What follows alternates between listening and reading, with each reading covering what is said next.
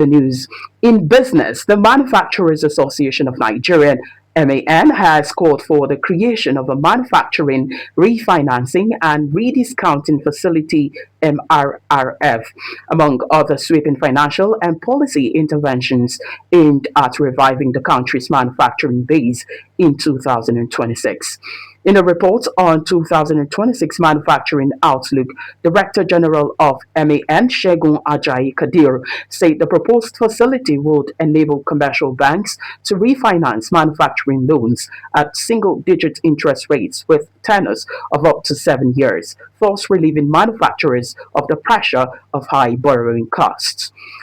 MAN is optimistic that the manufacturing sector could rebound in the new year if the macroeconomic conditions improve and government policies are deliberately and effectively implemented.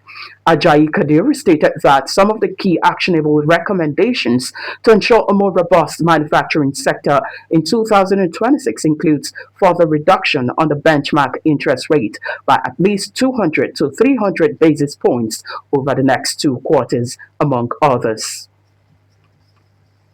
On the foreign scene, Colombia's President Gustavo Petro has rejected threats by his U.S. counterpart Donald Trump, who also accused him of being a drug trafficker.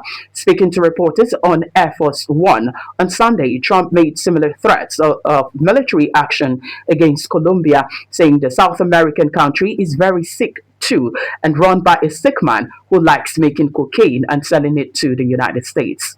When asked whether military intervention similar to Venezuela was on the cards for Colombia, the Republican leader said, "It sounds good to me." However, President Petro rebuffed the accusations, saying his name does not appear in court records. U.S. forces attacked Caracas in the early hours of Saturday, bombed military targets during a shock-snatched and grab raid to remove Venezuelan leader Nicolas Maduro from power and assert Washington's control over the oil-rich South American nation.